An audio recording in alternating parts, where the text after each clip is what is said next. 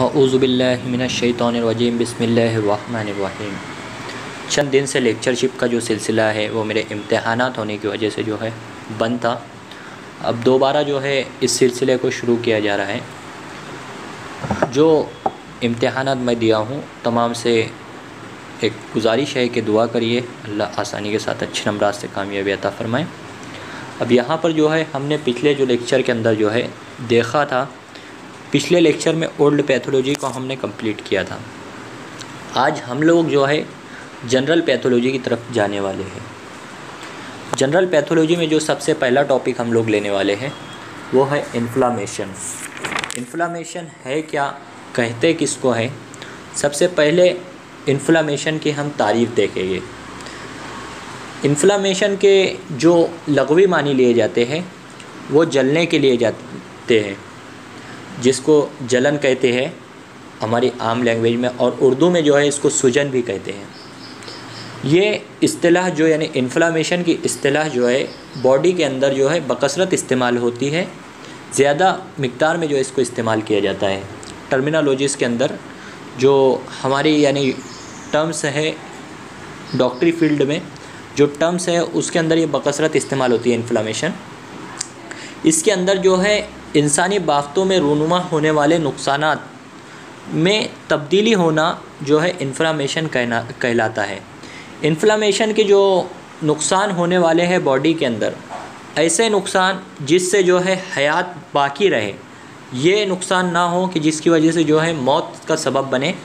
ऐसे अगर मौत का सबब अगर बनता है तो वो इन्फ्लामेशन नहीं कहलाएगा। अब इन्फ्लामेशन जो है यहाँ पर उसकी जो है तारीफ़ हुई।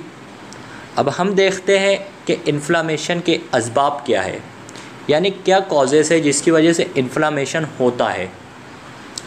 सबसे पहले जो इन्फ्लामेशन का जो कॉज़ है वो है ट्रॉमा, यानी चोट लगना। चोट लगने की वजह से भी जो है इन्फ्लामेशन होता है। यानी किसी पेशेंट को अक्सर कोई आता है कि चोट लग गई उसको, उसकी वजह से जो है उसके उस जगह पर सूजन आ गई। सूजन आना ही जो कहलाता है वो इन्फ्लामेशन कहलाता है। जो बॉडी के अंदर जो खलियात है, टिश्यूज़ हैं, उनके अंदर खून के रद्द अमल की वजह से जो है ये अमल होता है। दूसरा जो इसका कॉज़ है वह इन्फेक्शन या तादिया। तादिया जो है कि किसी इंजेक्शन की वजह से भी हो सकता है, किसी बैक्टीरिया की वजह से भी हो सकता है, किसी फंगल इन्फेक्शन की वजह से भी हो सकता है, या फफूंद वगैरह के वजह से भी हो सकता है। अब तीसरा जो इसका कॉज़ रहेगा वो है अंदरूनी अवामिल। अंदरूनी अवामिल कहते हैं कि इस्तेहाली अवारिज़ात, यानी जो बदन के अंदर रोनुमा होने वाले जो अवारिज़ात है, जो नुकसानात है, उसकी वजह से भी जो है इन्फ्लामेशन यानी इल्तिहाब हो सकता है। और चौथा इसका मेन कॉज़ है बैरूनी अवामिल, यानी बाहर से जो बॉडी के अंदर डाले जाने वाले सिम्मियात है, ताबकार इलाज है। ताबकार इलाज कहते हैं कि वो इलाज, जैसे हमने देखा है कि जब हम पढ़ते हैं तारीख़ तिब तो उसके अंदर जो है एक इलाज देखे हम लोग ने चीनी तिब के अंदर, जिसके अंदर एक सुई को जो है जलाकर जो है उस पॉइंट के ऊपर जो है लगाया जाता है। इस तरह के इलाज को जो है ताबकार इलाज कहते हैं। तो बैरूनी अवामिल भी जो है इसका कॉज़ हो सकते हैं।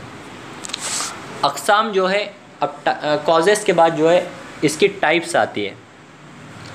टाइप्स के अंदर जो है अक़साम है कि क्या इसकी अक़साम है। तो कुछ किताबों के अंदर जो है इसमें इख्तिलाफ़ है अतिब्बाओं का। कुछ किताबों में कहते हैं कि 2 टाइप्स हैं, एक्यूट और क्रोनिक, हाद और मुज़मिन इल्तिहाब। लेकिन कुछ किताबों में इसकी 4 टाइप्स दी हुई है: एक्यूट इन्फ्लामेशन, क्रोनिक इन्फ्लामेशन, सब एक्यूट इन्फ्लामेशन और ग्रैनुलोमेटस इन्फ्लामेशन। यानी हाद इन्फ्लामेशन, मुज़मिन इन्फ्लामेशन, एक्यूट को हाद कहते हैं, क्रोनिक को मुज़मिन इन्फ्लामेशन कहते हैं, सब एक्यूट को तहत हाद इन्फ्लामेशन और ग्रैनुलोमेटस को इन्फ्लामेशन को जो है अरीकी इन्फ्लामेशन कहते हैं। सबसे पहले हम लोग देखते हैं कि टाइप्स के अंदर जो हाद इन्फ्लामेशन है, एक्यूट इन्फ्लामेशन जिसको कहते हैं, उसके क्या वजह से जो है एक्यूट इन्फ्लामेशन कहते किसको है। अगर किसी को जो है चोट लगती है, चोट लगने के बाद जो है उसमें जो सूजन पैदा होगी वो चंद मिनटों में पैदा होगी, और वो जो सूजन है वो 1 हफ्ते में गायब हो जाएगी। चंद दिन या एक हफ्ते में वो सूजन जो है गायब हो जाएगी। इस तरह के इन्फ्लामेशन को जो है एक्यूट इन्फ्लामेशन कहते हैं। इसके अंदर जो खुसूसियात पाई जाती है वो 4 तरह की खुसूसियात पाई जाती है।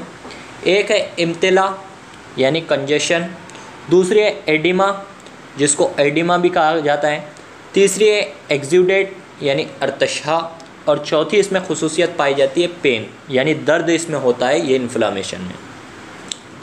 दूसरी जो क्रोनिक इन्फ्लामेशन है यानी मुज़मिन इल्तिहाब है, ये सेम एक्यूट ही की तरह होता है, लेकिन इसके अंदर जो है दूसरी एक ख़ासियत पाई जाती है कि जो एक्यूट होता है वो चंद मिनट बाकी रहता है या चंद हफ्ते बाकी रहता है, एक हफ्ते तक के ये बाकी रहता है, लेकिन एक्यूट जो क्रोनिक होगा वो जो होगा चंद महीने बाकी रहेगा, यानी 2 हफ्ते से ज़्यादा बाकी रहेगा।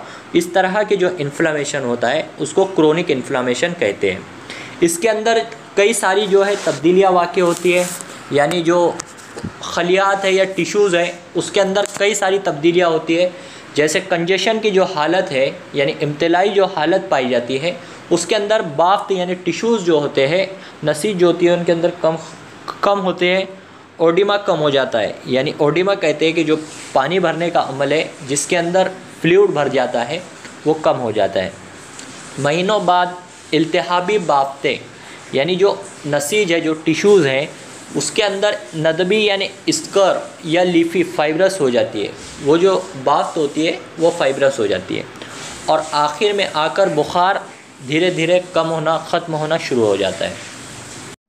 अक्सर किताबों में जो है क्रोनिक का और एक्यूट का ही जो है ये दिए है, टाइप्स दिए हैं, इसलिए हम एक्यूट और क्रोनिक 2 को ही डिफ़ाइन करते हैं। सब एक्यूट और ग्रेनुलोमेटस जो है इसको नहीं डिफ़ाइन करते हैं।